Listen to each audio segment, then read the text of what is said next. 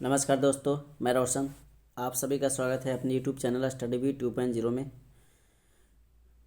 आज हम लोग करने वाले हैं मॉडल प्रैक्टिस सेट नंबर 9, जिसमें हम लोग करेंगे बिहार शिक्षक बहाली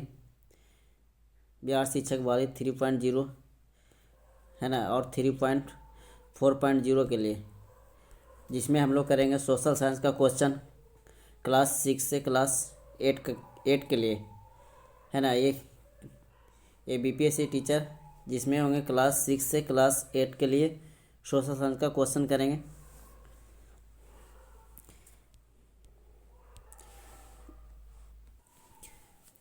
चलिए स्टार्ट करते हैं आज का पहला क्वेश्चन से।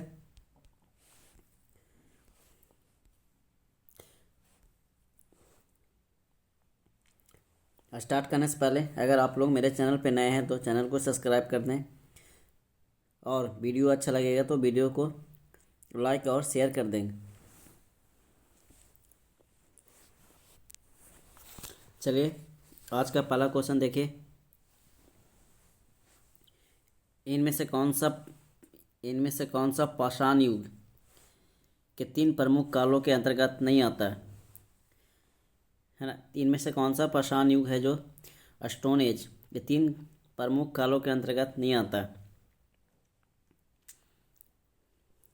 तो इसका सही उत्तर हो जाएगा ऑप्शन नंबर सी, ताम्र पाषाण। क्या हो जाएंगे? ताम्र पाषाण। पाषाण युग में मनुष्य पत्थर के औजार का उपयोग करता था। पाषाण युग में है जो मनुष्य पत्थर के औजार का क्या करता था? उपयोग करता था, है ना। ताम्र पाषाण युग बोला जाए ताम्र पाषाण युग तो नव पाषाण युग के बाद आरंभ हुआ था। यह है जो नव पाषाण युग के बाद आरंभ हुआ था ताम्र पाषाण युग, जिसमें मनुष्य तांबे के औजार का उपयोग करना क्या किया था? स्टार्ट कर दिए थे, है ना। तांबे के औजार उपयोग करना स्टार्ट कर दिए थे। सर्वप्रथम मनुष्य ने लगभग 5000 ईसा पूर्व में तांबा धातु का प्रयोग करना शुरू कर दिया था, है ना।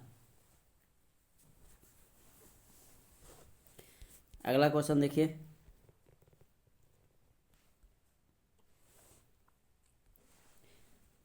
अगला क्वेश्चन में क्या बोला जा रहा है कि राजपूत राजवंश के अनंगपाल तोमर ने डैश का राज स्थापित किया था। तो अनंगपाल तोमर ने दिल्ली राज स्थापित किया था, है ना। 736 ईस्वी में अनंगपाल तोमर जो क्या थे? राजपूत राजवंश से थे। इन्होंने ही दिल्ली की स्थापना दिल्ली का नाम से की थी, है ना। दिल्ली की स्थापना किस ढीली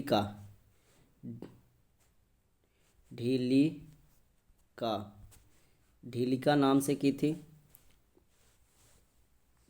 ठीक है। अगला क्वेश्चन आइए।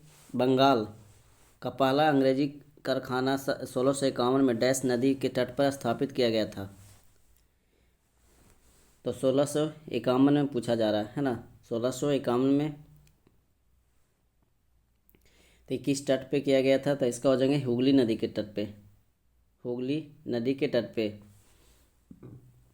उसमें बंगाल के सूबेदार कौन था? शाह शुजा। बंगाल का सूबेदार कौन था? शाह शुजा ने एक फरमान जारी कर क्या किया था कि कंपनी को प्रतिवर्ष 3000 रुपया वार्षिक कर के बदले बंगाल, बिहार और उड़ीसा में व्यापार करने का विशेषाधिकार प्रदान किया था।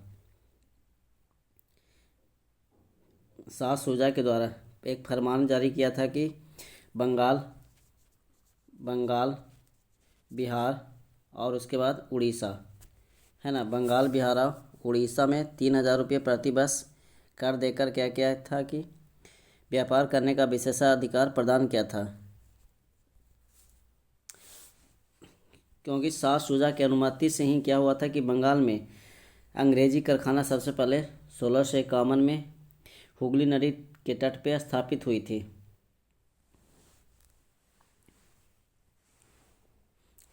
ठीक है, अगला क्वेश्चन देखिए। निम्नलिखित में से कौन सा मनुष्य का विषाणु जनित वायरस रोग नहीं है? इसमें पूछा है कि नहीं है, विषाणु वायरस से होने वाला रोग नहीं है। तो एड्स होंगे, इसके अलावा इन्फ्लुएंजा होंगे, डेंगू होंगे, है ना, मलेरिया। उसके बाद ये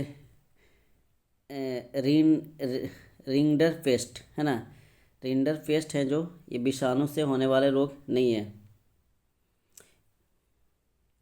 रिंडर पेस्ट पशुओं में होने वाला एक विषाणु जनित रोग है, ये मनुष्य में नहीं है। ये किस में होता है? पशु में। रिंडर पेस्ट है जो पशु में होने वाला एक विषाणु जनित रोग है। कुछ विषाणु जनित रोग की और बात कर लेते हैं, जैसे छोटी माता, इसके अलावा खसरा हो गया, पोलियो हो गया, ठीक है, चेचक हो गए, इसके अलावा रेबीज, हर्पीज, है ना, हेपेटाइटिस,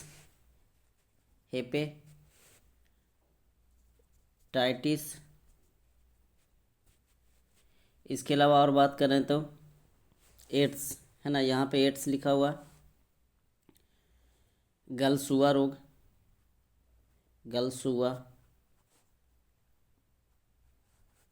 ठीक है। ये सारे जो रोग हैं जो विषाणु जनित रोग हैं, है ना, जितने सारे रोग हैं जो ये वायरस से होने वाले रोग हैं।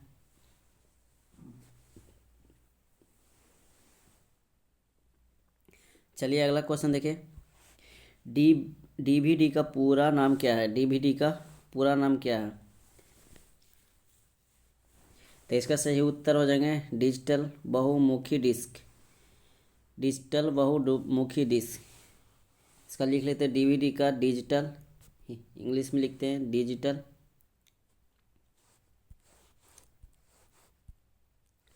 है ना, डिजिटल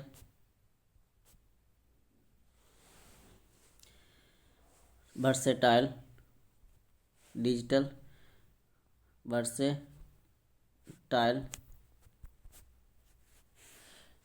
डिस्क, ठीक है।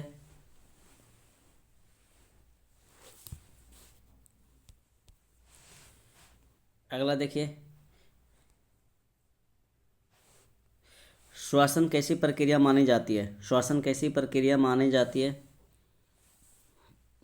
ये हो जाएंगे अपचायी प्रक्रिया।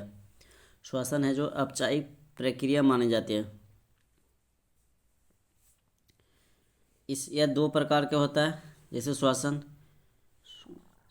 कोशिका में श्वसन 2 प्रकार के, ऑक्सी श्वसन और अनॉक्सी। एक होता है ऑक्सी, एक क्या होता है अनॉक्सी, है ना, अनॉक्सी।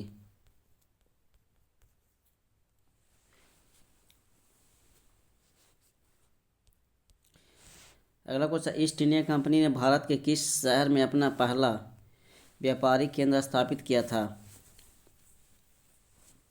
तो ईस्ट इंडिया कंपनी ने 1600 ईस्वी में, सबसे पहले 1600 ईस्वी में इंग्लैंड की महारानी एलिजाबेथ, है ना, इंग्लैंड की महारानी एलिजाबेथ प्रथम ने कंपनी को 15 वर्षों के लिए पूर्वी देशों के साथ व्यापार का एक अधिकार प्रदान किया था। इसलिए 1600 ईस्वी में सबसे पहले सूरत में ये क्या किया था? इसने सबसे पहले सूरत ने अपना क्या किया कि ये व्यापार केंद्र स्थापित किया था, है ना। उसके बाद 8 में बात करें तो 1608 में जेम्स प्रथम के दूत के रूप में जो क्या था कि हॉकिंस है जो सूरत पहुंचा, वह अकबर के नाम क्या किया था कि अकबर के नाम लिखा जेम्स प्रथम का पत्र को मुगल बादशाह जहांगीर के दरबार में पहुंचा और सूरत में व्यापारिक केंद्र खोलने की अनुमति मांगी थी। सबसे पहले कहाँ पे ये सूरत में, भारत में अगर बात करें तो सबसे पहले सूरत में 1608 ईस्वी में खोला गया था, मगर इसको 1600 ईस्वी में 1600 ईस्वी में क्या किया था कि महारानी एलिजाबेथ के द्वारा पूर्वी देशों के साथ व्यापार करने का एक अधिकार प्रदान किया गया था, है ना, 1600 ईस्वी में। 1612 ईस्वी की बात करें तो 1612 ईस्वी में कैप्टन थॉमस बेस्ट ने कैप्टन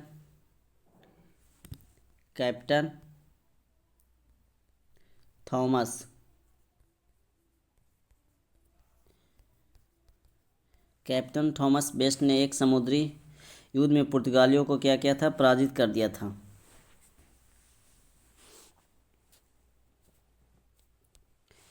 अगला देखिए, निम्नलिखित में से कौन सा ग्रंथ वैदिक साहित्य का हिस्सा नहीं है।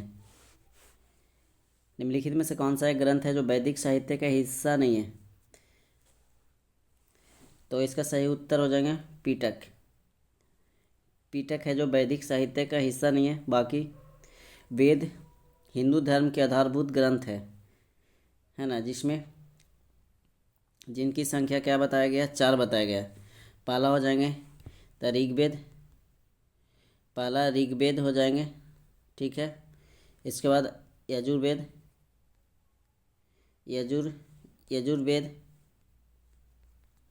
इसके बाद अथर्ववेद और सामवेद, ठीक है। इन सभी वेदों के ब्राह्मण्य, अरण्य तथा उपनिषद है।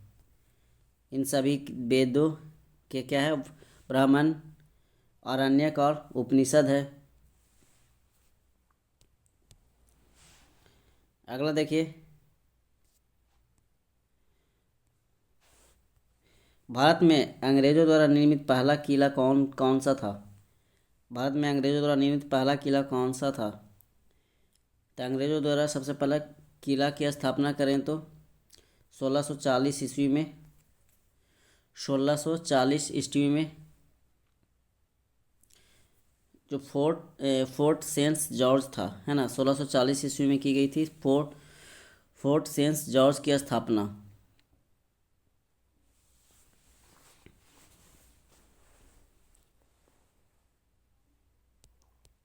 अगला क्वेश्चन देखिए, अशरफुद्दौला द्वारा निर्मित आसफी इमामबाड़ा डैश में स्थित है।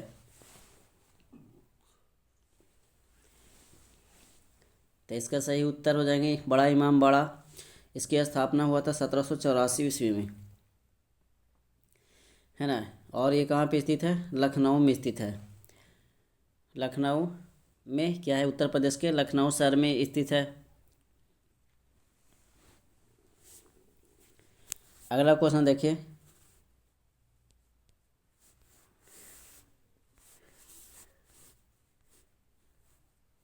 बोला जाए कि कुई भाषा को 8वीं अनुसूची में शामिल करने को किस राज्य सरकार की मंजूरी मिली?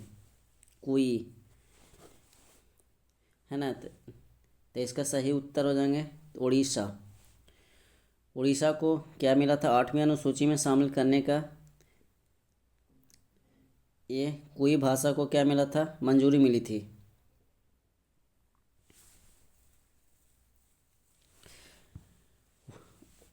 उड़ीसा में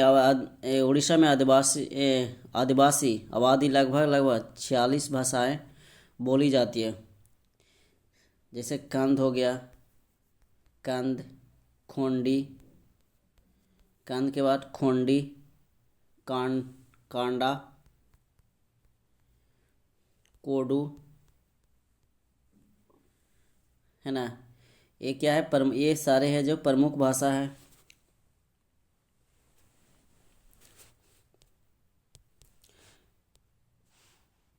अगला देखिए, किस राज्य सरकार ने बढ़ते बढ़ते मानव हाथी संघर्ष को कम करने के लिए प्रयास में जगह कोथा गजा कोथा है ना अभियान शुरू किया है।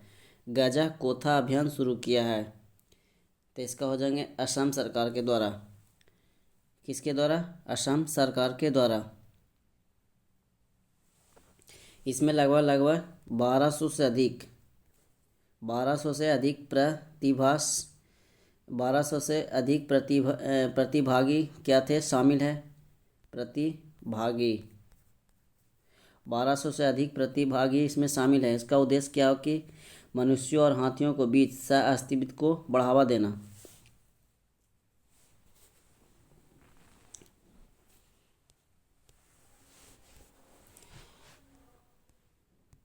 किस देश में गुइलेन बैरे सिंड्रोम के चलते राष्ट्रीय स्वास्थ्य आपातकाल की घोषणा की गई? तो इसका हो जाएंगे ऑप्शन नंबर बी, पेरू में। इसका हो गया ऑप्शन नंबर बी से उत्तर क्या हो जाएंगे? पेरू। पेरू की राजधानी कहाँ है? तो लीमा है ना। पेरू की राजधानी कहाँ है? तो लीमा। ये क्या करता है? गुलेन बैरे सिंड्रोम ये शरीर की प्रतिरक्षा प्रणाली या तंत्रों को प्रभावित करती है।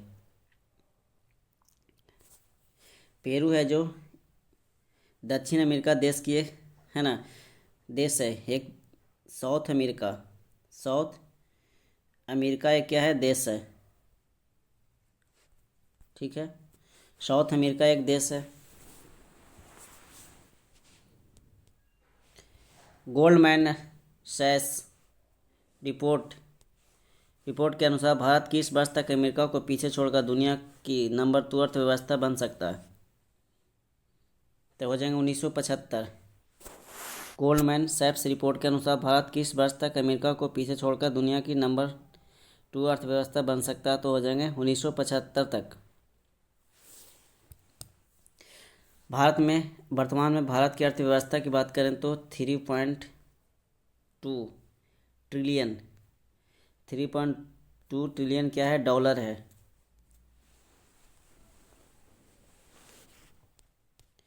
अगला क्वेश्चन देखिए। अगला क्वेश्चन क्या है कि फोर्ब्स 2023 के अमेरिका की 100 सबसे सफल महिलाओं की सूची में भारत की कितनी महिलाओं को शामिल किया गया है? तो इसका सही उत्तर हो जाएगा ऑप्शन नंबर सी, 4 महिलाओं को। कितनी महिलाओं को? 4 महिलाओं को शामिल किया गया है। कौन कौन से महिला है? जयश्री उलाल, ये 15वें नंबर पे है। जयश्री उलाल है जो 15वें नंबर पे है। इसके बाद नीरजा सेठी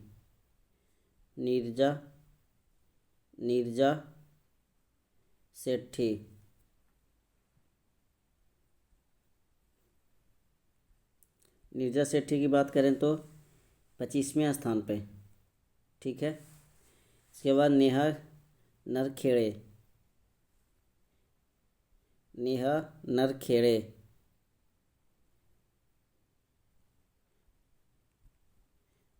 अगर इसकी बात करें तो 50वें स्थान पे हैं। 50वें स्थान पे एक और आ जाते हैं, इंदिरा नूई। इनका क्या नाम है? इंदिरा नूई। ये है 77वें स्थान पे है ना, 77 स्थान पे है।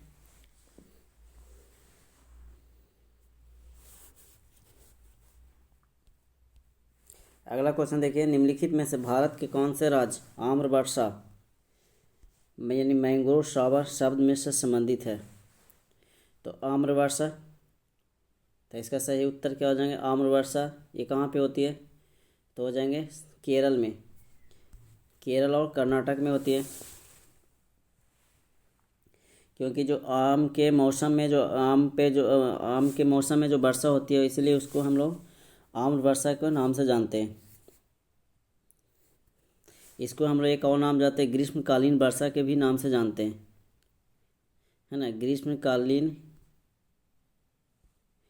ग्रीष्मकालीन वर्षा के नाम से भी जानते हैं, आम्र वर्षा को। अगला देखिए, पश्चिमी यूरोप में डॉगर बैंक डैश के लिए प्रसिद्ध है। तो इसका सही उत्तर देख लीजिए, मछली पकड़ने के क्षेत्र। डॉगर बैंक मछली पकड़ने का से ये क्या है, क्षेत्र है पश्चिमी यूरोप में, जैसे यूनाइटेड किंगडम, नीदरलैंड, जर्मनी और डेनमार्क में फैला हुआ।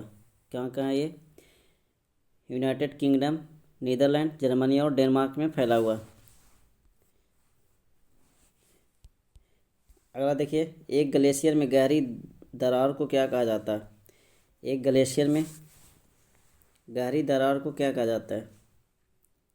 तो इसका हो जाएंगे क्रेवासे।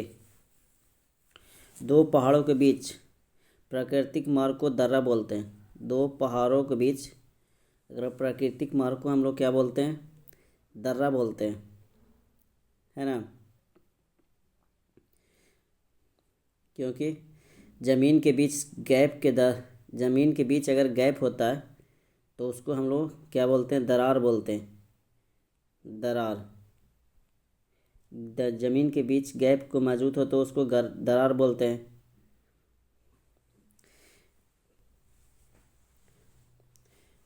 क्रैक किसको बोलते हैं, तो क्रैक होता है जैसे शीशा, मकान, है ना, शीशा, मकान आदि के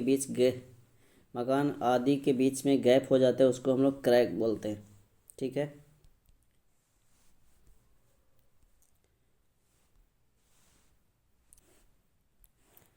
गर्मियों के मौसम की शुरुआती रातों के दौरान जो तारामंडल दिखाई देता है उसे क्या कहते हैं। तो इसका हो जाएगा सप्तर्षि मंडल।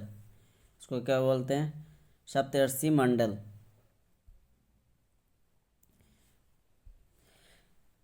इसे फागुन चैत्र महीने के श्रावण या भाद्र महीने तक आकाश में क्या करता है, दिखाई देता है ना।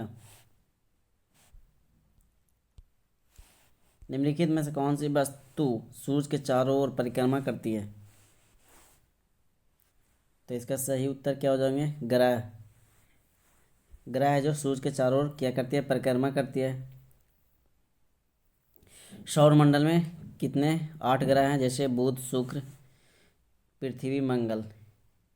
बुध, शुक्र, पृथ्वी, मंगल, इसको हम लोग आंतरिक ग्रह बोलते हैं। और बृहस्पति, शनि, अरुण और वरुण, इसको हम लोग बाह्यमंडल बोलते हैं, है ना। पहले 4 वालों को हम लोग आंतरिक ग्रह बोलते हैं, सॉरी, पहले 4 वालों को आंतरिक ग्रह बोलते हैं और उसके बाद वाला 4 को हम लोग बाह्य ग्रह बोलते हैं।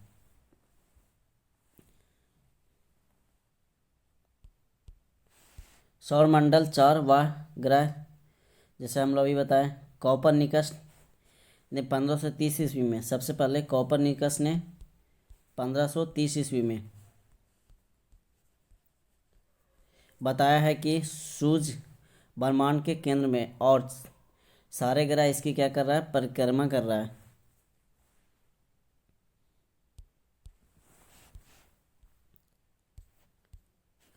1928 में साइमन कमीशन भारत में किस उद्देश्य से आया था। तो इसका सही उत्तर हो जाएगा प्रशासनिक सुधार पर विचार के लिए। प्रशासनिक सुधार पर विचार के लिए। भारत सरकार अधिनियम 1919 में भारत सरकार अधिनियम 1919 भारत सरकार अधिनियम 1919 में क्या था, यह प्रावधान था कि 10 वर्ष के बाद इसकी समीक्षा के लिए एक आयोग का गठन किया जाएगा। 10 वर्ष के बाद एक आयोग का गठन किया जाएगा। इस अधिनियम की समीक्षा हेतु 1927 का सामान्य आयोग का गठन किया गया और ये क्या किया था, समय से 2 वर्ष पहले आ गए थे, समय से 2 वर्ष पहले आ गए थे, है ना। John John Simon John Simon की अध्यक्षता वाले इस आयोग के कुल 7 सदस्य थे। इसके कुल कितने सदस्य थे? 7 सदस्य थे। और सबसे पहले ये कहाँ पे पहुँचे थे? बम्बई पहुँचे थे, है ना। ये 1928 को बम्बई में पहुँचे थे। साइमन आयोग में कोई भारतीय सदस्य नहीं था, अतः भारतीय ने इस आयोग को क्या किया था? बहिष्कार और विरोध भी किया था। इसके सदस्य की बात करें तो जॉन समर ब्रिटेन उदारवादी दल के नेता थे। इस आयोग के एक सदस्य क्लीमेंट इटली श्रमिक दल के नेता थे। क्लीमेंट इटली है जो श्रमिक दल के नेता थे।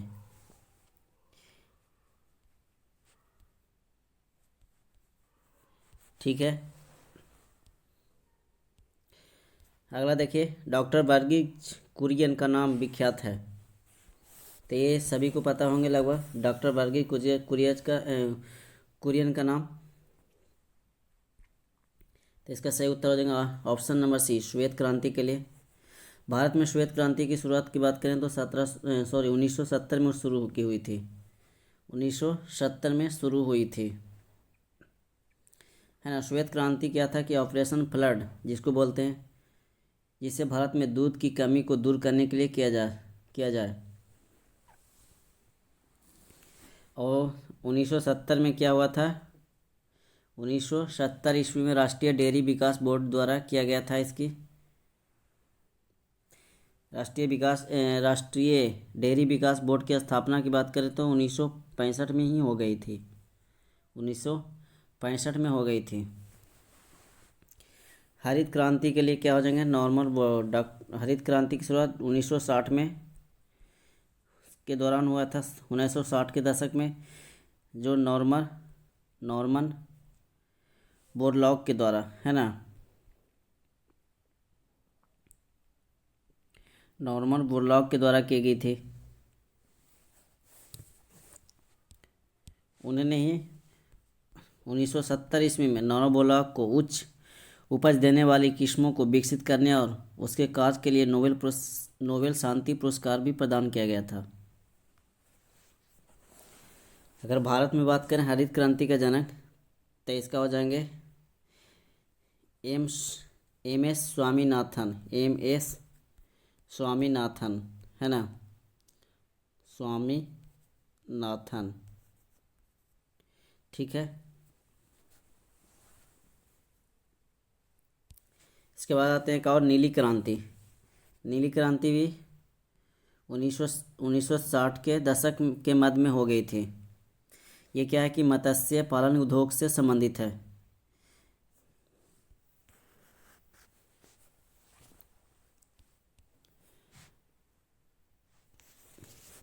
अगला क्वेश्चन देखिए, काली क्रांति हो जाएंगे पेट्रोलियम उत्पादन से।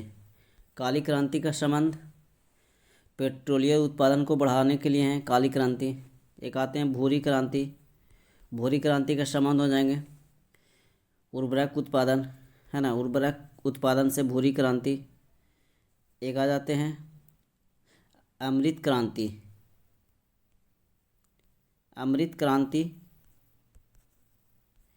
तो इसका हो जाएगा नदी जोड़ो परियोजना से संबंधित है। अमृत क्रांति किससे है? नदी जोड़ो परियोजना से संबंधित है। यहाँ तक क्लियर हो गए हैं। चलिए अगला क्वेश्चन देखते हैं, लोकसभा के अध्यक्ष को कौन चुनता है ना।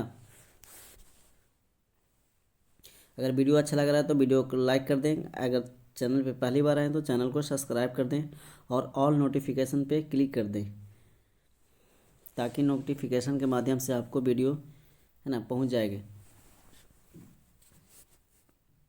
तो इसका सही उत्तर हो जाएगा ऑप्शन नंबर बी, लोकसभा के सदस्यगण। लोकसभा के अध्यक्ष को कौन चुनता है? तो लोकसभा के सदस्यगण। अगला देखिए, किस ग्रह को पृथ्वी के जुड़वा अर्थ ट्विंस के रूप में जाना जाता है? तो इसका सही उत्तर हो जाएगा ऑप्शन नंबर डी, शुक्र को, है ना। शुक्र को क्या बोलते हैं? अर्थ ट्विंस के नाम से जानते हैं।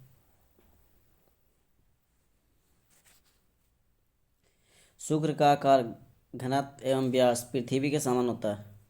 उसका व्यास, घनत्व और उसका आकार है जो किसके समान है, पृथ्वी के समान है, इसलिए उसको जुड़वा ग्रह के नाम से जानते हैं। भारत की सबसे लंबी मुख्य भू तट रेखा इनमें से किस राज्य में है? तो इसका हो जाएगा सही उत्तर गुजरात में। गुजरात के बाद आते हैं आंध्र प्रदेश, है ना, एपी, आंध्र प्रदेश। इसके बाद सेकंड में आते हैं तमिलनाडु, तमिलनाडु, है ना, तमिलनाडु में आ जाते हैं। फिर महाराष्ट्र में आ जाते हैं। फिर क्या आ जाते हैं, महाराष्ट्र। फोर्थ में गुजरात की बात करें तो लगभग इसकी रेखा की लंबाई हो जाएगा 1214.7 किलोमीटर। ठीक है।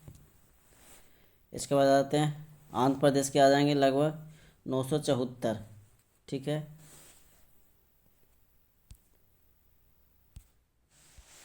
अगला देखिए, इनमें से किस भारतीय राज्य की सीमाएं चीन, नेपाल और भूटान से जुड़ी है?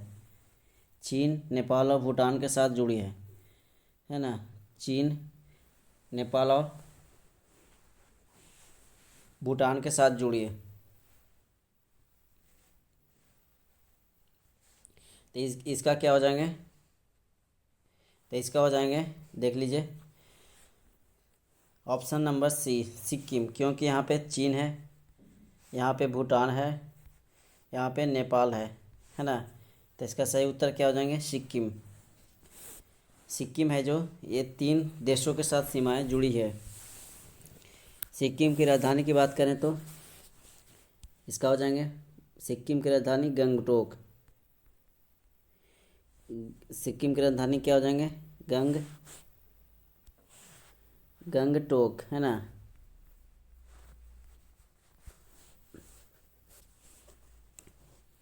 और एक राज्य के साथ भी लगा हुआ है ना। सिक्किम की बात करें तो पश्चिम में एक राज्य से लगा हुआ है जो पश्चिम बंगाल से है। एक किससे लगा हुआ है, तो पश्चिम बंगाल के साथ लगा हुआ है। अगला क्वेश्चन देखिए,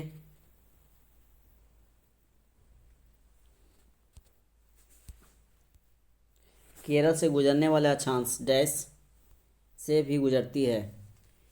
केरल से गुजरने वाले अक्षांश डैश से भी गुजरती है। तो इसका सही उत्तर हो जाएंगे तमिलनाडु से। केरल से अक्षांश गुजरने वाला अक्षांश कितना है, 8 डिग्री 18 मिनट से लेके 12 डिग्री 48 मिनट, 12 डिग्री 48 मिनट। और तमिलनाडु की बात करें तो 8 डिग्री 5 मिनट से लेके 13 डिग्री 35 मिनट, है ना, 13 डिग्री 35 मिनट है।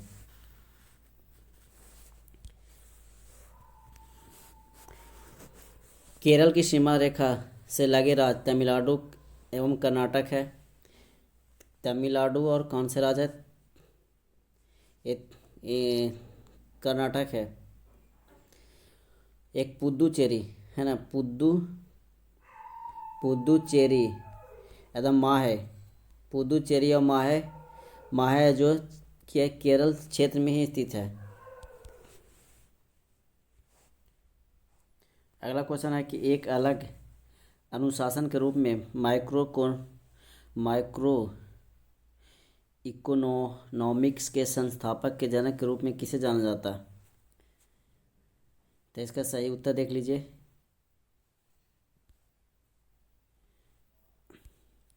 इसका सही उत्तर हो जाएंगे जॉन मेनार्ड कीन्स, है ना, ऑप्शन नंबर डी। इसका क्या हो जाएगा, जॉन मेनार्ड कीन्स।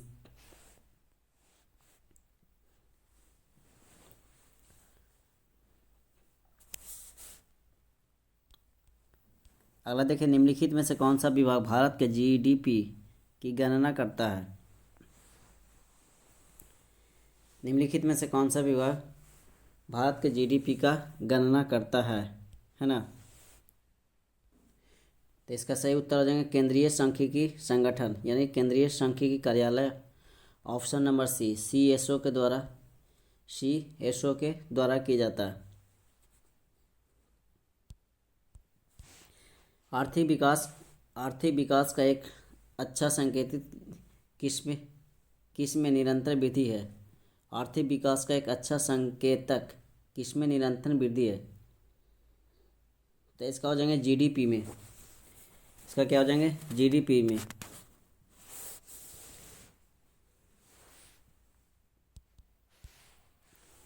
राष्ट्रपति का अध्यादेश कितने दिनों तक प्रभावशाली रहता है। राष्ट्रपति का अध्यादेश जो जारी होता है कितनों दिनों तक क्या होता है कि प्रभावशाली रहता है। तो राष्ट्रपति का अध्यादेश हो जाएंगे ऑप्शन नंबर इसका सही उत्तर डी 6 महीने तक अनुच्छेद 123 के तहत। राष्ट्रपति अनुच्छेद 123 के तहत राष्ट्रपति को संसद के 17 वासन की अवधि जारी करने की शक्ति क्या प्रदान करता है 123 है ना। अनुच्छेद 123 के तहत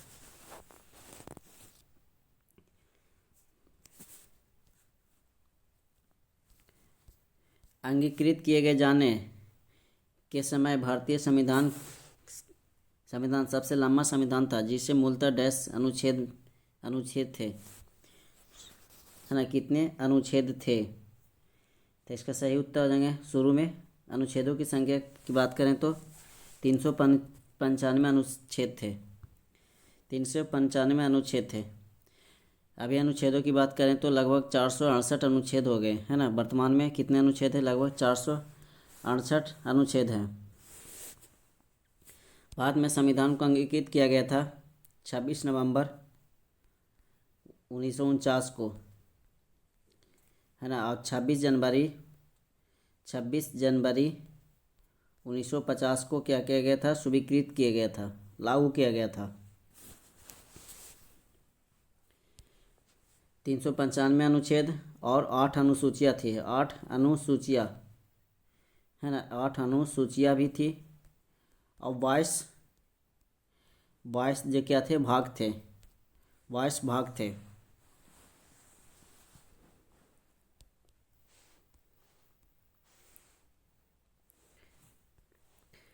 भारत में उपराष्ट्रपति के चुनाव से संबंधित किसी भी विवाद पर निर्णय लेता है। तो इसका हो जाएंगे उच्चतम न्यायालय।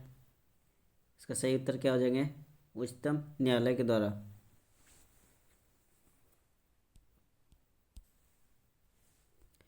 अब तक कितने व्यक्ति भारत के उप प्रधानमंत्री पद पर नियुक्त हुए हैं। उप प्रधानमंत्री के पद पर। तो इसका सही उत्तर हो जाएंगे ऑप्शन नंबर सी है ना। Option number C. प्रथम उप प्रधानमंत्री कौन थे सरदार पटेल है ना। सरदार पटेल। अंतिम उप प्रधानमंत्री थे श्री लाल कृष्ण आडवाणी।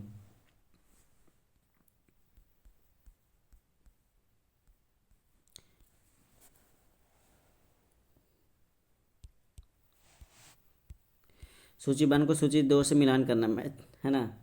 इसको क्या करना मैच करना।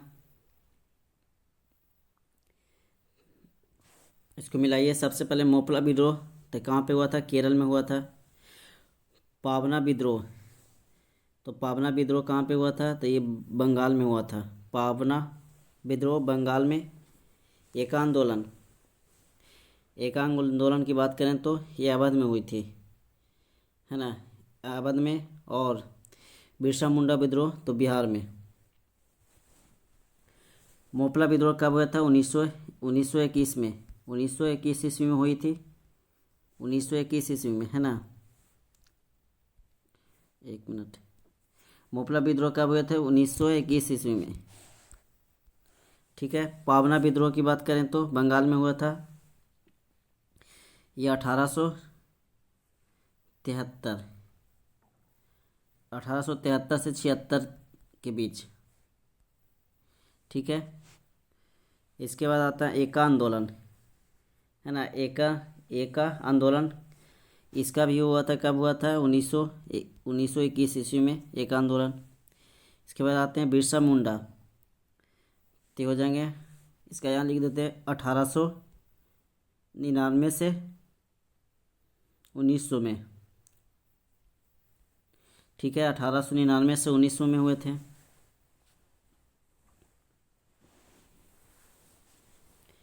इसका सही उत्तर हो जाएगा ऑप्शन नंबर ए।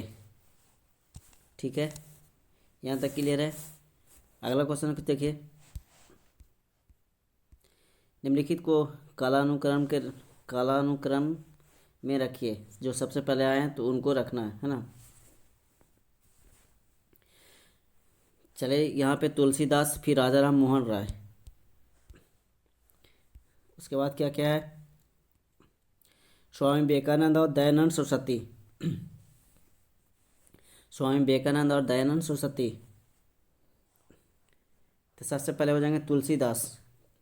तुलसीदास का जन्म कब हुआ था? 1532। राजा राम मोहन राय का जन्म हुआ था 1772। स्वामी विवेकानंद का जन्म हुआ था 1824। इसके बाद दयानंद सरस्वती का जन्म हुआ था 1824,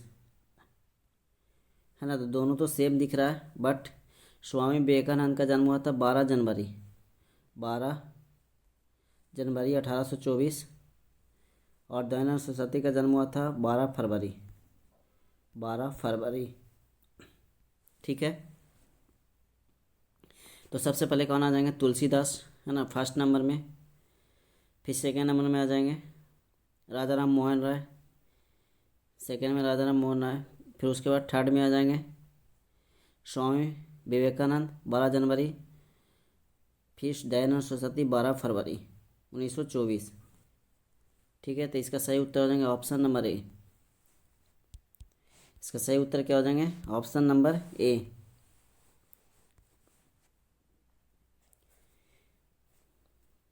चलिए अगला क्वेश्चन देखिए, वैदिक देवता इंद्र के विषय में निम्नलिखित कथनों पर विचार कीजिए तथा उत्तर चुनिए। झंझावात के देवता पापियों के दंड देते थे, नैतिक व्यवस्था के संरक्षण। वर्षा के देवता, तो इसका सही उत्तर क्या क्या थे? झंझावात के देवता थे इंद्र, पहला तो सही है।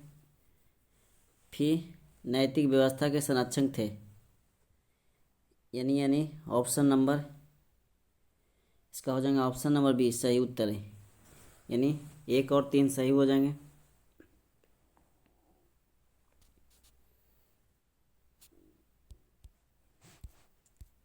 भारत में निम्नलिखित के आने का सही कालानुक्रम क्या है? सबसे पहले क्या आया था? तो सबसे पहले बात करें तो भारत में क्या आया था, देखिए कूट क्या दिया गया है, इसका कूट देख लीजिए।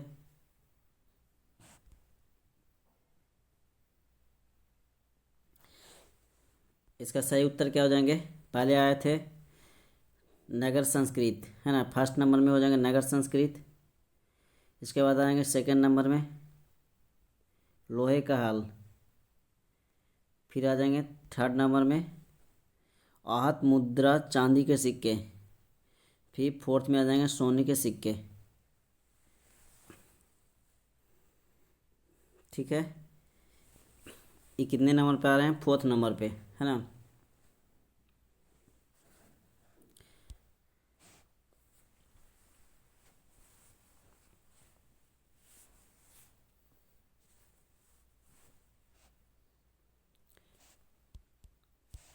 अगला देखिए, इसका सही उत्तर होने का ऑप्शन नंबर डी।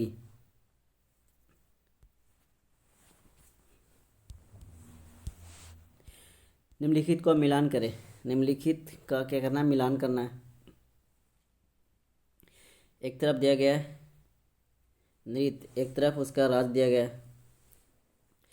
तो भारतनाट्यम हो जाएंगे तमिलनाडु, कुचिपुड़ी तो हो जाएंगे आंध्र प्रदेश, कथकली तो इसका हो जाएंगे केरल। उसके बाद उड़ीसा तो उड़ीसा। ठीक है, भारतीय शास्त्रीय नृत्य कितने हैं? 8 शैलियाँ हैं, है ना। भारतीय शास्त्रीय नृत्य कितने हैं? 8 शैलियाँ में है। भरतनाट्यम हो जाएंगे, कुचिपुड़ी हो जाएंगे, फिर उसके बाद ओडिसी हो जाएंगे, है ना, कथकली हो जाएंगे, उसके अलावा हो जाएंगे, चार इधर हो गए, फिर कथक, कथक, मणिपुरी, मणिपुरी, इसके बाद सत्रिया, सत्रिया, मोहिनी अट्टम, मोहिनी अट्टम, ठीक है, मोहिनी अट्टम।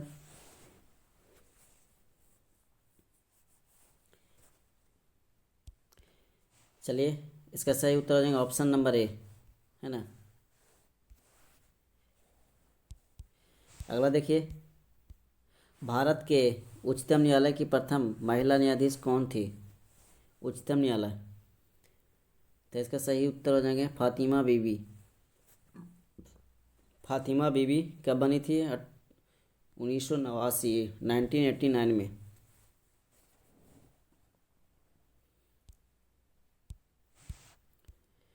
जनवरी 2023 में भारत के नए औषधि महानियंत्रक DCGI के रूप में किसे नियुक्त किया गया? तो हो जाएगा नरेश लालावानी। इसका सही उत्तर हो जाएगा नरेश लालावानी को।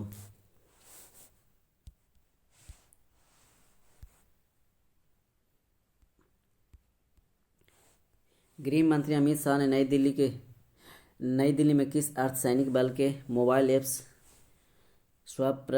स्वप्रहरीश का शुभारंभ किया? तो इसका सही उत्तर हो जाएगा सीमा सुरक्षा बल। इसका सही उत्तर क्या हो जाएगा? सीमा सुरक्षा बल की प्रहरी एप्स, है ना, प्रहरी एप्स, प्रहरी एप्स।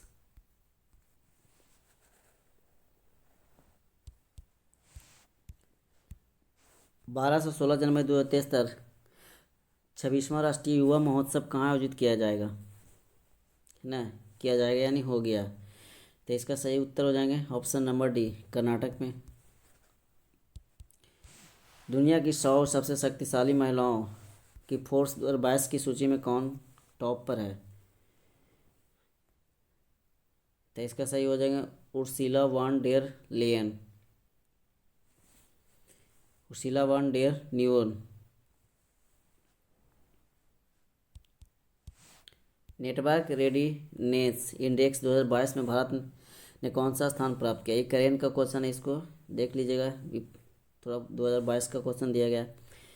तो इसका सही उत्तर हो जाएंगे ऑप्शन नंबर डी, 61वां। इतना पीछे वाला नहीं पूछेंगे, है ना। इसके बाद देखिए, पुनर्जागरण कालीन व्यक्तित्व जो चित्रकार, मूर्तिकार, इंजीनियर, वैज्ञानिक, दार्शनिक आदि सभी गुणों से संपन्न था, वह कौन था? क्या क्या था? जो चित्रकार भी था, मूर्तिकार भी था, इंजीनियर भी था, वैज्ञानिक, दार्शनिक भी था, है ना। तो इसका सही उत्तर हो जाएंगे ऑप्शन नंबर डी, राफेल। इसका सही उत्तर क्या हो जाएंगे? राफेल थे, राफेल। बोला जा रहा है कि किसने कहा था मनुष्य स्वतंत्र पैदा हुआ है, पर वह हर जगह जंजीरों से जकड़ा है? तो इसका सही हो जाएंगे रूसो के द्वारा। इसका सही उत्तर क्या हो जाएंगे? रूसो के द्वारा।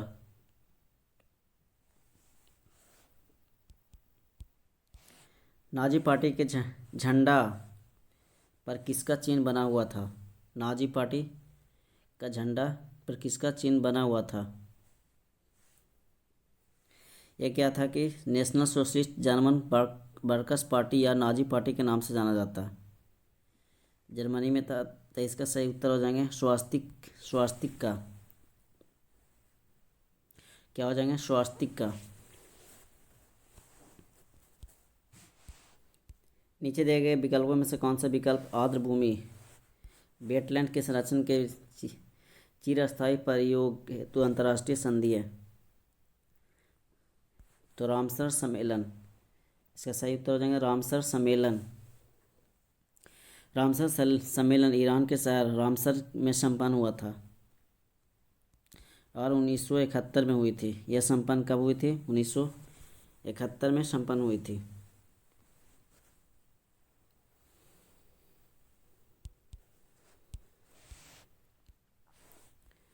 दो हज़ार 16 में वर्ल्ड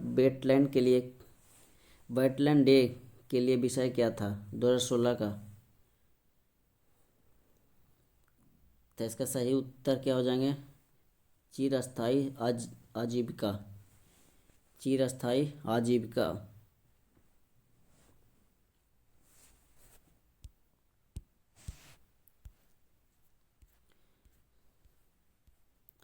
अगला क्या है कि विश्व वेटलैंड दिन हर साल फरवरी को मनाया जाता है। कब मनाया जाता है? तो इसका हो जाएगा 2 फरवरी को। 2 फरवरी को मनाया जाता है विश्व वेटलैंड दिन।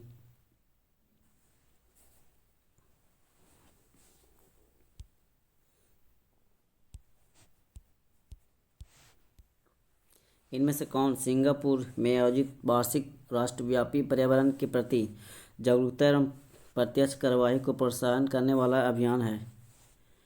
तो हो जाएंगे इको एक्शन दिवस। इसको क्या बोलेंगे? इको एक्शन दिवस के रूप में। अप्रैल 2016 में राष्ट्रीय हरित अधिकरण ने डैश को बचाने के लिए अरुणाचल प्रदेश में वास्तविक जल विद्युत परियोजना के लिए दी गई पर्यावरण मंजूरी को निलंबित कर दिया गया। तो हो जाएंगे काली गर्दन वाले सारस को। काली गर्दन वाले सारस।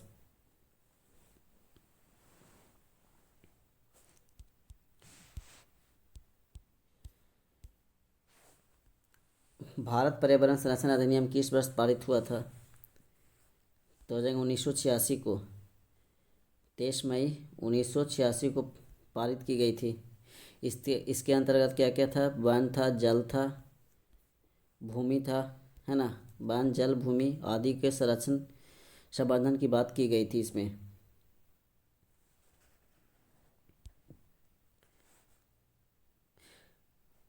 इसको हम लोग समवर्ती सूची के अंतर्गत रखा गया। समवर्ती सूची के अंतर्गत रखा गया।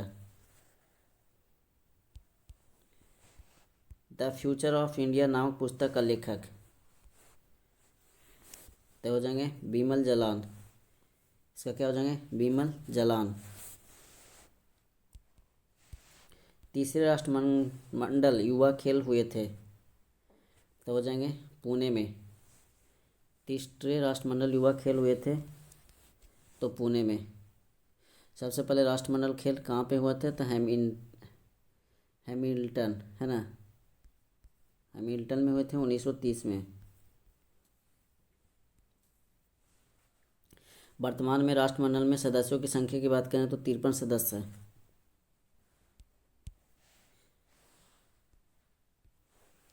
अगला है मोंगिया पतन किस राष्ट्र में स्थित है? मोंगिया पतन किस राष्ट्र में स्थित है? तो इसका हो जाएंगे बांग्लादेश। बांग्लादेश में स्थित है। बांग्लादेश में बात करें तो चटगांव, है ना।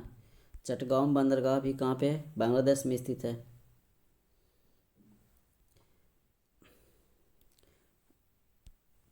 बांग्लादेश में ब्रह्मपुत्र को किस नाम से जानते हैं? तो बांग्लादेश में ब्रह्मपुत्र नदी को पद्मा नाम से जानते हैं ना।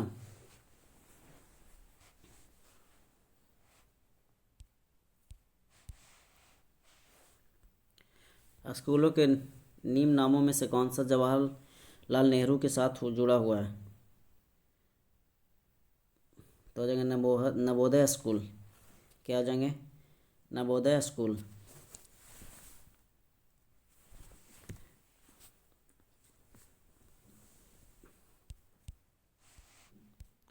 ज्ञानपीठ पुरस्कार किस क्षेत्र वालों को दिया जाता है? तो इसका सही उत्तर हो जाएंगे साहित्य के क्षेत्र में। साहित्य के क्षेत्र में।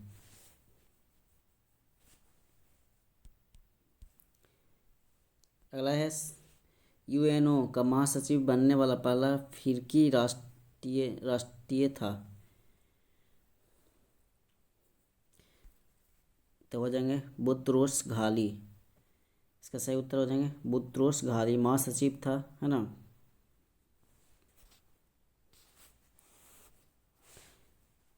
ये कब बने थे? 1992 से 96 तक।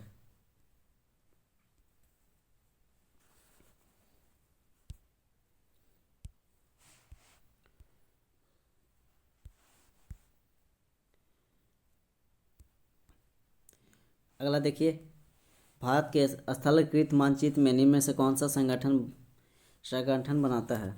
स्थलीकृत मानचित्र में निम्न में से कौन सा संगठन बनाता है? तो हो जाएंगे भारतीय सर्वेक्षण विभाग के द्वारा बनाया जाता है। भारतीय सर्वेक्षण संगठन का मुख्यालय कहाँ स्थित है?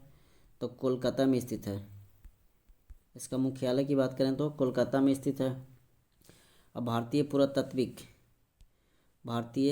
पुरातत्विक सर्वेक्षण की स्थापना कब हुई थी? तो 1904 ईस्वी में हुई थी। 1904 ईस्वी में की गई थी, लॉर्ड कर्जन के समय। लॉर्ड कर्जन ने किया था, है ना। लॉर्ड कर्जन के द्वारा ही किया गया था। लॉर्ड कर्जन के द्वारा किया गया था। अगला देखिए, कौन सा देश सबसे अधिक टिम्बर पैदा करता है? तो इसका हो जाएंगे ऑप्शन नंबर बी, ब्राज़ील। विश्व में सबसे अधिक वन क्षेत्र लैटिन अमेरिका में है। अगर सबसे वन क्षेत्र की बात करें तो लैटिन अमेरिका में है ना। कॉफ़ी का सबसे ज़्यादा उत्पादन करने वाला भी देश ब्राज़ील है। कॉफ़ी का सबसे बड़ा उत्पादन करने वाला भी देश का क्या है? ब्राज़ील है। और ब्राज़ील है जो विश्व का सबसे बड़ा घना वन क्षेत्र है। घना वन क्षेत्र माना जाता है इसको। ठीक है।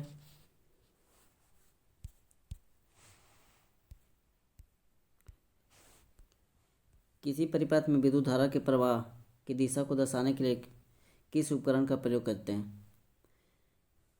तो हो जाएंगे ग्लैब्नोमीटर। एमीटर का प्रयोग करते हैं किसी भी परिपथ में प्रवाहित धारा का मान ज्ञात करने के लिए। रियोस्टेट प्रतिरोध को कम करने या बढ़ाने के लिए किए जाते हैं। रियोस्टेट। वोल्टीमीटर किसी परिपथ के किन्हीं दो बिंदुओं को बीच विभवांतर को मापने के लिए कहते हैं वोल्टीमीटर।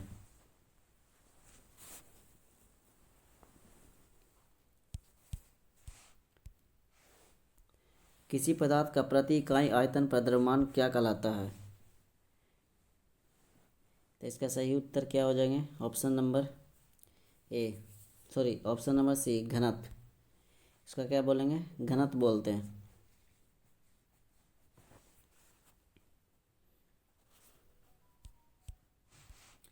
अगला क्वेश्चन देखिए, यदि दो कणों के बीच की दूरी बढ़ जाता है तो इसके बीच का गुरुत्वाकर्षण बल पर क्या प्रभाव पड़ेगा? दो कणों के बीच की दूरी अगर बढ़ा देते हैं तो इनके बीच का गुरुत्वाकर्षण बल पर क्या पड़ाएगा? तो ये क्या हो जाएंगे? कम हो जाता है। इसका क्या हो जाएंगे? गुरुत्वाकर्षण बल कम हो जाएंगे।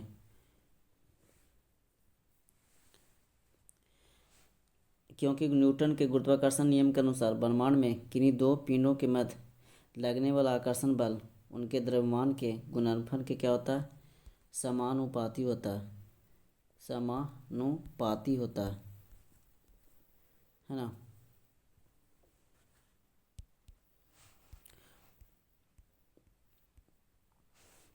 किसी द्रव तल के लंबवत कार्य करने वाला बल क्या कहलाता है? द्रव तल के लंबवत कार्य करने वाला बल को क्या बोलते हैं? तो उसके तो वाई नॉट उत्प्रेज, उसको हम लोग क्या बोलते हैं? उत्प्रेज, यानी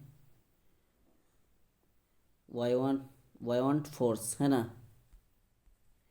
इसको बोलते हैं वायोंट फोर्स के नाम से। इसको बोल लेंगे वायोंट फोर्स।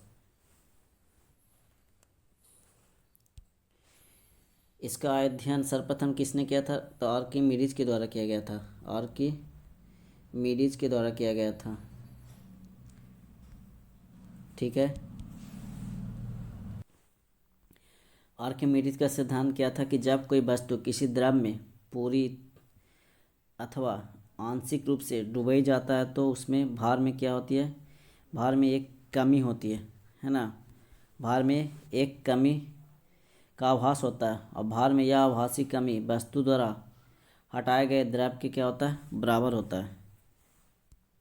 इसको हम लोग आर्किमिडीज का सिद्धांत बोलते हैं।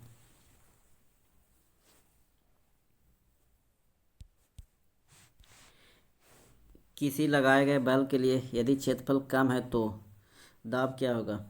यदि किसी लगाए गए बल के लिए क्षेत्रफल क्या कम कर देते हैं तो दाब पर क्या प्रभाव करेगा, तो अधिक होगा, है ना। क्षेत्रफल जितना ज़्यादा कम करेंगे दाब उतना ज़्यादा अधिक होगा। क्षेत्रफल जितना अधिक होगा दाब उतना ही कम होगा। अगर क्षेत्रफल जितना कम होगा दाब उतना ही अधिक होगा। दाब इकाई न्यूटन प्रति वर्ग मीटर, है ना, जिसे हम लोग पास्कल, जिसको हम लोग पास्कल पीए पास्कल भी कहते हैं। निम्नलिखित में से कौन सी विद्युत चुम्बकीय तरंगे है, कौन सा विद्युत चुम्बकीय तरंगे, तो इसका सही उत्तर हो जाएंगे एक्स किरणें। सही उत्तर क्या हो जाएंगे, एक्स किरणें है जो विद्युत चुम्बकीय तरंगे है। सभी विद्युत चुम्बकीय तरंगे एक ही चाल से चलती है जो प्रकाश के चाल के बराबर होता है। क्या होता है कि प्रकाश के चाल के बराबर होता है। जैसे गामा किरणें, एक्स किरणें, बैरबैनी किरणें, दृश्य किरणें आदि तरंगे विद्युत चुम्बकीय तरंगे हैं। एक्स किरणें का तरंगदैर्घ्य कितना होता है, 10⁻⁻10 मीटर से लेकर 10⁻⁻8 मीटर। इसका प्रयोग चिकित्सा और औद्योगिक क्षेत्र में किया जाता है, एक्स किरणों का, है ना। तो इसका सही ऑप्शन होगा ऑप्शन नंबर सी।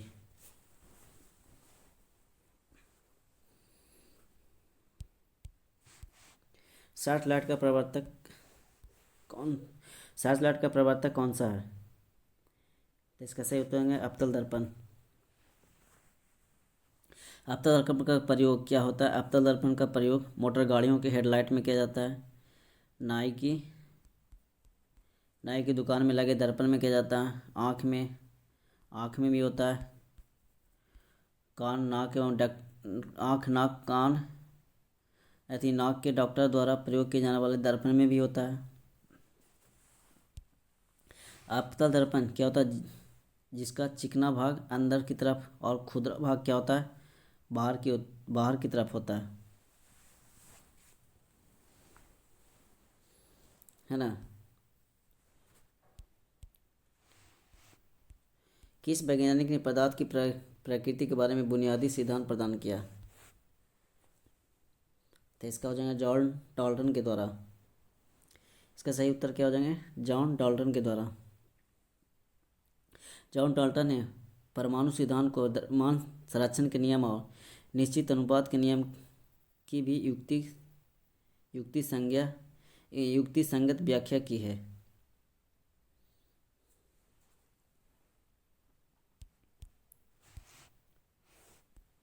एम कक्षा में शामिल हो सकने वाले इलेक्ट्रॉनों की अधिकतम संख्या कितनी होगी,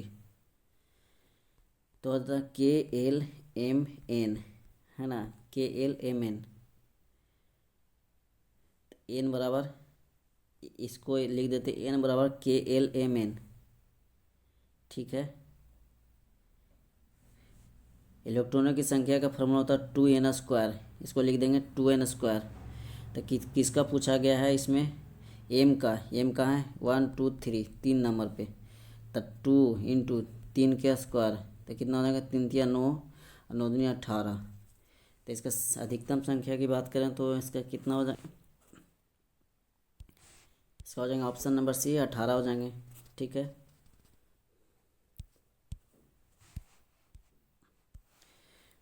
बोला जा रहा है कि विद्युत का उपयोग करके जल के ऑक्सीजन और हाइड्रोजन गैस के रूप में अपघटन की प्रक्रिया को क्या कहा जाता है, तो इसको हम लोग बोलते हैं जल का विद्युत अपघटन। इसको क्या बोलते हैं, जल का विद्युत अपघटन।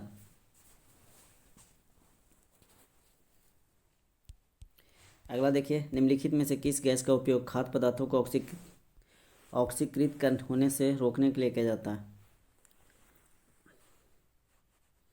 तो इसका सही उत्तर हो जाएंगे नाइट्रोजन, क्योंकि एक अभिक्रियाशील तत्व है ये। नाइट्रोजन का मुख्य तत्व क्या क्या है? अमोनिया, नाइट्रोजन, अमोनिया और नाइट्रोजन।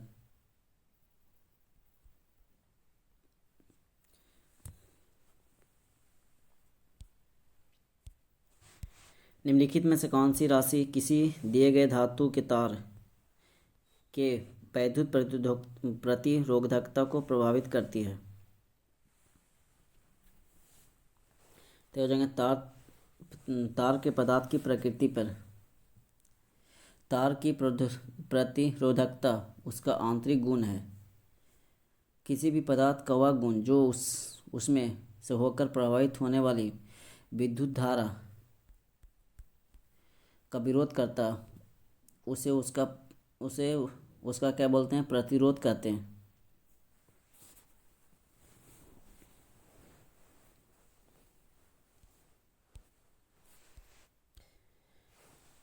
अगला है कि निम्नलिखित विकल्पों में से कौन सा उपधातुओं का गुणधर्म है?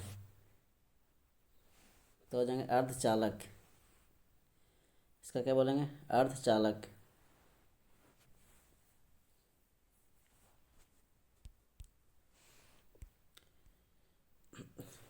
अर्धचालक उपधातु कौन कौन से हो जाएंगे? जैसे सिलिकॉन हो जाएंगे, है ना, सिलिकॉन। इसके अलावा जर्मेनियम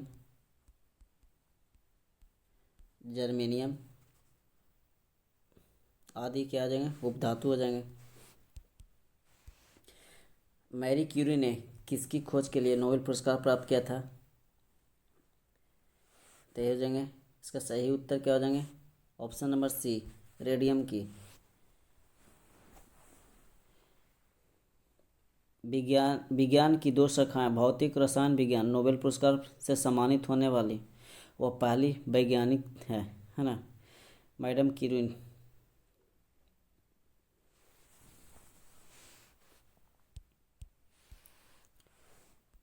बोला जा रहा है कि पीएच मान 7 से 14 की हुई वृद्धि किसका प्रतिनिधित्व करती है? तो हो जाएंगे ओ एच माइनस आयन सांद्रता में वृद्धि। किसी भी विलयन का पीएच मान, अगर किसी भी पीएच मान संख्यात्मक रूप से द्रवीभूत हाइड्रोजन आयन H+ के विक्षोभ के लघु गणक के बराबर होता है।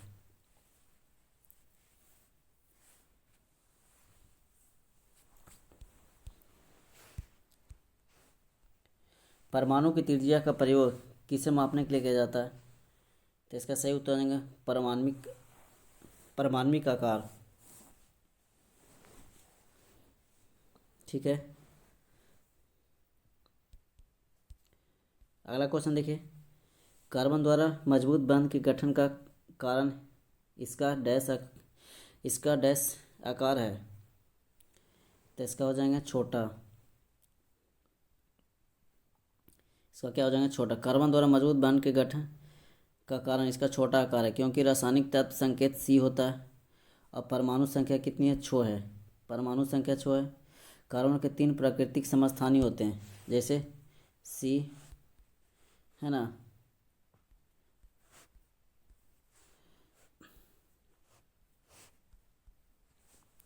ये 3 समस्थानिक है। कार्बन के समस्थानिकों के प्रयोग से प्राचीन तथा पुरातात्विक अवशेषों की आयु मापी जाती है। पृथ्वी पर कार्बनिक पदार्थों की संख्या सबसे अधिक है और क्या होता है कि कार्बन मुक्त या संयुक्त दोनों अवस्थाओं में पाया जाता है।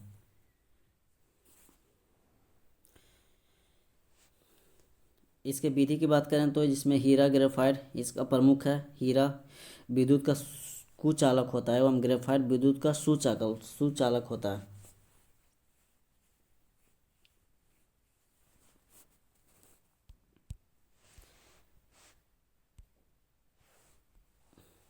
देखिए आज का ये लास्ट क्वेश्चन है ना, इनमें से कौन सा स्थितिज ऊर्जा का उदाहरण नहीं है? कौन सा है जो स्थितिज ऊर्जा का उदाहरण नहीं है? तो इसका सही उत्तर हो जाएंगे बहता हुआ जल, है ना। ये गति ऊर्जा है, ये गति ऊर्जा, ये स्थिति ऊर्जा नहीं है, गति ऊर्जा है। बाकी एक संकुचित स्प्रिंग है जो स्थिति है, एक उठाया गया हथौड़ा भी स्थितिज है, एक बांध में संचित किया गया जल ये भी क्या है, स्थितिज है। ठीक है, तो इसका सही उत्तर हो जाएगा ऑप्शन नंबर बी। यह आज का लास्ट क्वेश्चन था। अगर आप लोगों को वीडियो अच्छा लगा है तो वीडियो को लाइक कर दें। अगर चैनल पे पहली बार आएँ तो चैनल को सब्सक्राइब कर दें। ठीक है, चलिए वीडियो के लास्ट तक बने रहने के लिए सभी को धन्यवाद।